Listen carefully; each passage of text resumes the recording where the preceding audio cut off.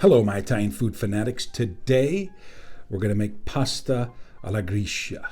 This is one of the four main Roman pastas. Now, I know I'm probably going to repeat myself and stuff like that in the video, but it bears repeating.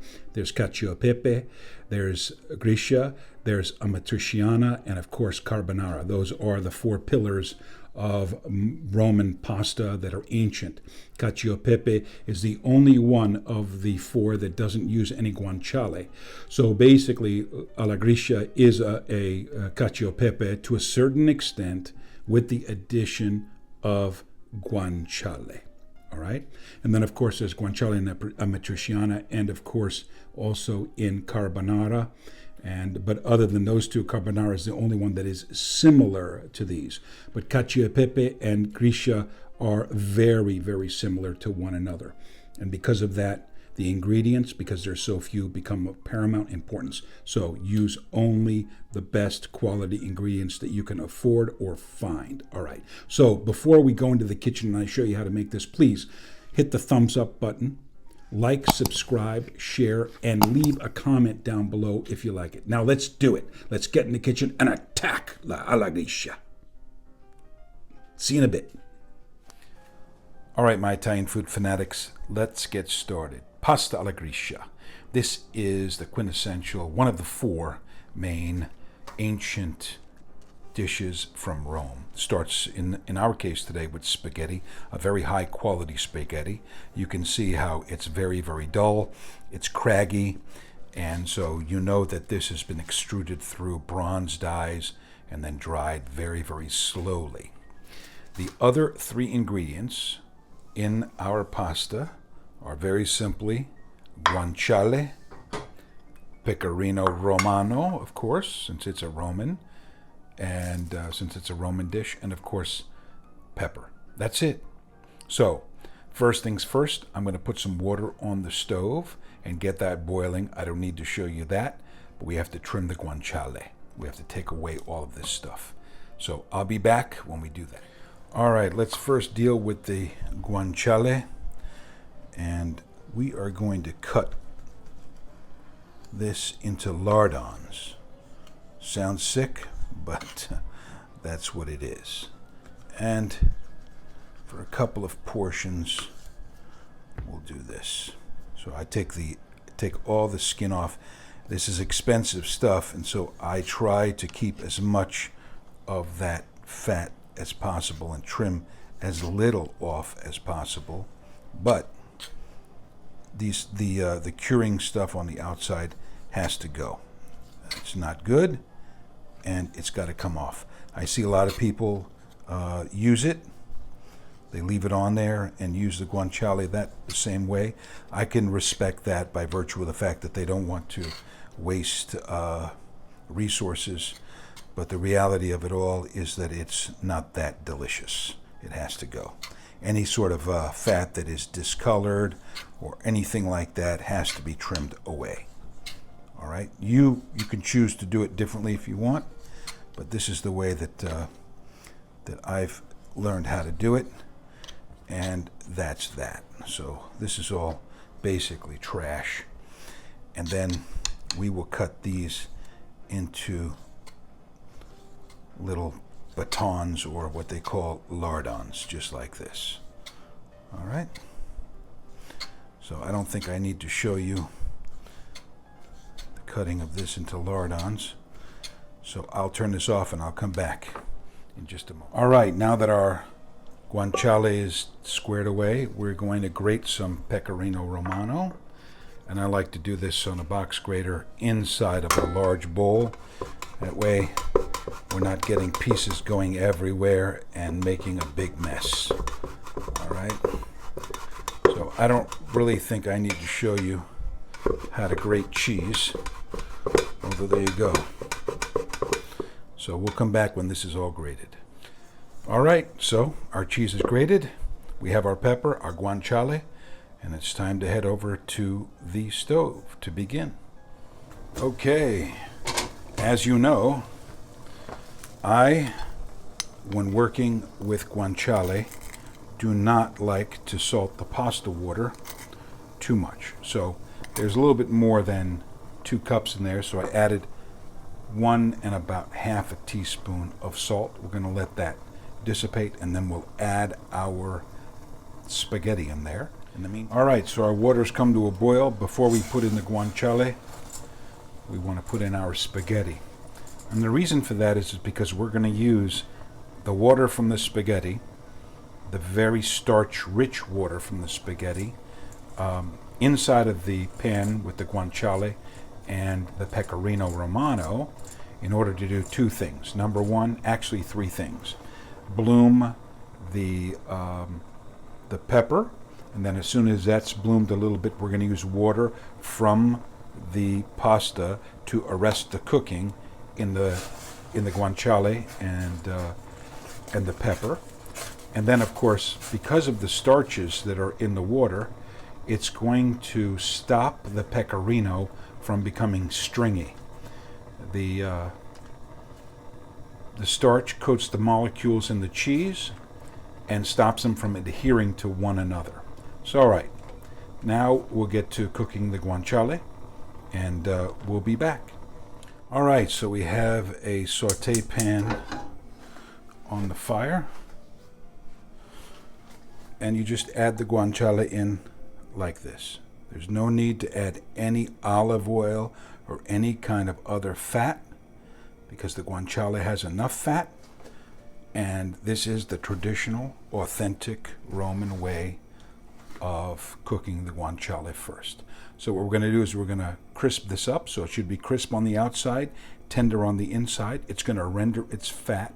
We're going to remove some of the guanciale once it is crisped up, and some will stay in the pasta, and then we'll garnish with probably half of the guanciale on top of the spaghetti when we're done. So I'll come back as this crisps up and renders its fat. As you can see, the guanciale is slowly crisping up. Got to move it around a little bit to ensure that it doesn't burn. But more in a bit when it starts to render more of its fat and become nice and crisp. In fact, I like to take it and put it in the pan this way, and that way it crisps up in its own fat, essentially. It's a little trick, but it's a trick that's probably not used in most kitchens because they can do this either prior to and then make the dish. But you can use this little method to crisp up the guanciale and also reduce or render the fat, but also do it in a uniform way so that you don't have burned areas on one side or what have you. It essentially deep fries in its own fat. So more a little bit later when these have crisped up really nicely. All right, our guanciale is almost completely crisped up. We're going to cook this for just a couple of more minutes at the most, and then we're going to remove some of it. We're going to bloom some of the pepper and then arrest the cooking, and then we'll add in our pasta, and then at the last we'll add in our cheese. Back in a moment. All right, so it's done. We are going to remove some of this guanciale and hold it for a garnish. And with the rest of this, what we're going to do is put some pepper in here. You see how that foams up a little bit. And then we're going to arrest the cooking with the pasta water.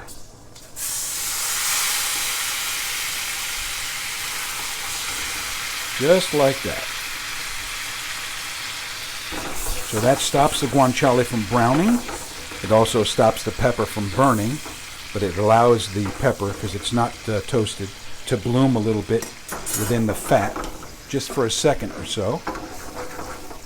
And so there we go. Now all we have to do is wait for the pasta to be ready, or actually the pasta to be somewhat ready, because we're going to do like you do with a cacio pepe, is we're going to finish cooking the pasta inside of this pan. All right? I'll be back when we add the pasta. All right, our pasta is not done, but we are going to finish it in the pan with the guanciale fat, the pepper, and in a minute, the addition of Pecorino-Romano. Obviously, because this is a Roman dish. All right. Now we keep the pasta water nearby so that if we need to add it, if the water ends up not being enough, we can add that in there.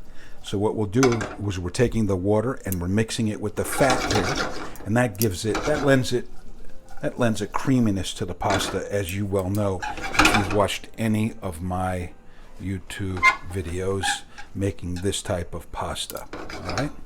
So essentially, cacio pepe. This is the next step after cacio pepe. So cacio pepe is just the spaghetti with the cheese and the pepper. Now this is the same thing theoretically, but with the addition of guanciale. So there you have it.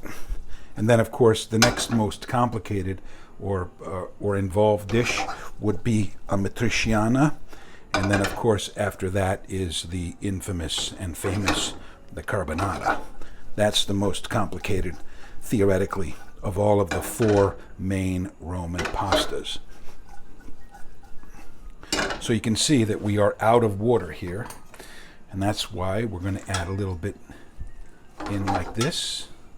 And the only way to test, to find out if the pasta is done, is to do what? And that is to taste it. So let's give it a little taste. It's almost done.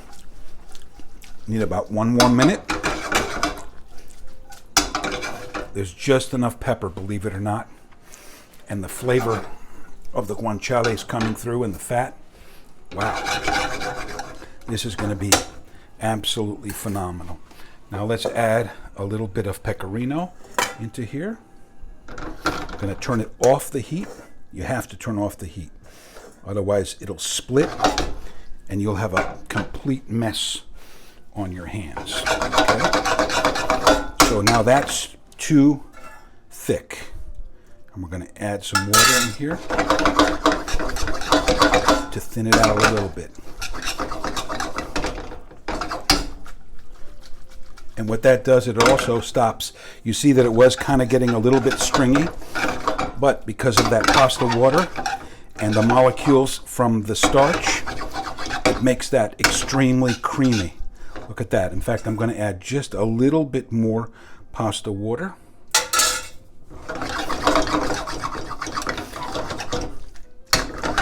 And our spaghetti alla Gricia is done. Let's plate it up. All right, you saw me plate it up at the beginning of the video. Now it's time to see if this thing is any good. I don't know. Actually, I do know. It's gonna be phenomenal. Now, sometimes with this particular pasta, you have to be very careful. You have to serve it right away. Otherwise, it seizes up and doesn't become good, especially when you top it at the end with a little bit of extra pecorino. Oh, my mouth is watering.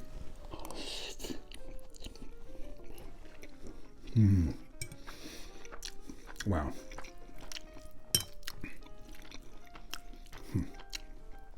You could also grind a little extra pepper on the top like that, but kind of like cacio pepe, the pepper is baked in or cooked into the pasta a little bit.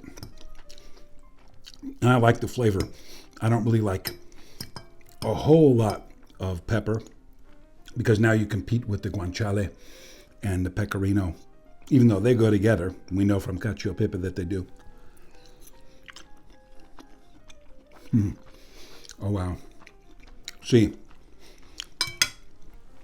you have to hold back some of that guanciale that's crisped up, because the other stuff that you cook in with it that amalgamates with it is going to become softer. However, these two textural differences create a wonderful mouthfeel, believe it or not, and contribute to the interesting texture within the dish. Let me get some more of this.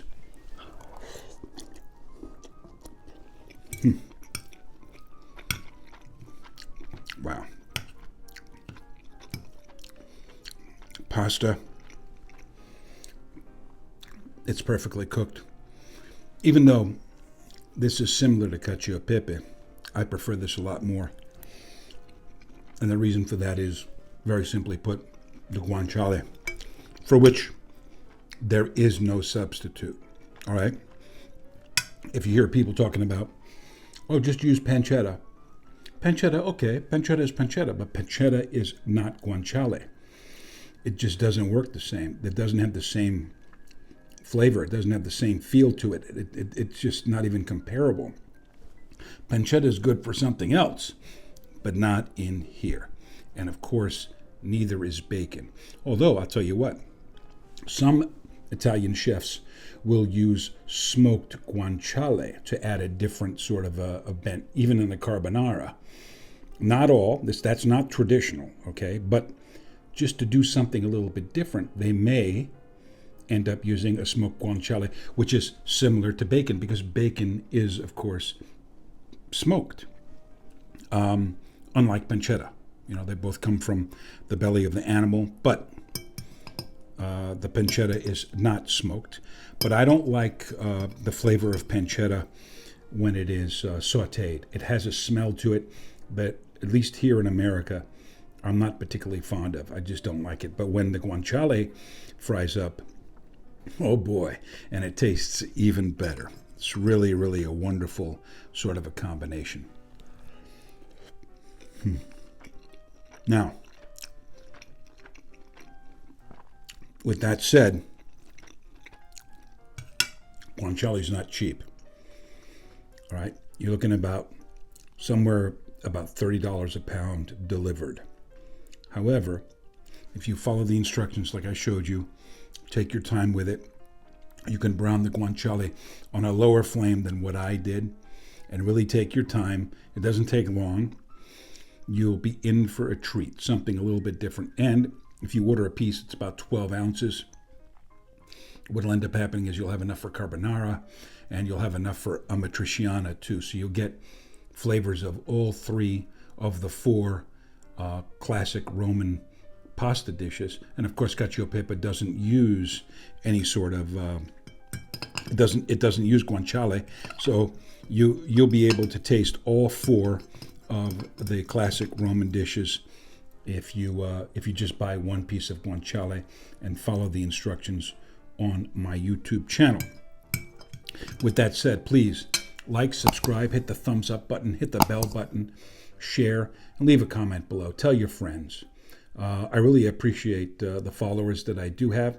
I don't have many, and I'd like some more, to be honest with you. And I hope that you're getting at least something out of what I'm bringing to the table, no pun intended. Thank you very much. Now go out and get online, get some guanciale, get some really, really good spaghetti. Remember, when you eat and talk, it's very difficult. The quality of all of the ingredients here becomes of paramount importance because there are so few. So go and spend that extra $3 or $4 for that pound of pasta. I know it seems like a lot, all right? Go ahead and buy the guanciale. Go get some really good pecorino. Practice a little bit. Take your time with browning the guanciale. You don't have to put the spaghetti in and then brown the guanciale and then you're in a race. That's for professionals. That's for people that have done this over and over and over again. Brown the guanciale, leave it right there, put the pasta in, and leisurely do it. It's not going to change the flavor of the dish. All right, when they do that in a restaurant, it's because of time factor. That's all. So All of that makes no difference to you because you can do it in your own time. Go get a young pecorino. Use the pasta water and do like I showed you. You saw that it began to get a little bit stringy, but as soon as we added the pasta water, the molecules from the wheat surrounds the molecules. We couldn't see that, but it's apparent. That's the science or the chemistry of it. Surrounds them and stops them from being stringy, and it makes it a creamy sauce rather than a stringy mess. So please, thumbs up, like, subscribe, share, leave a comment down below, and I'll see you the next time. Thank you very much.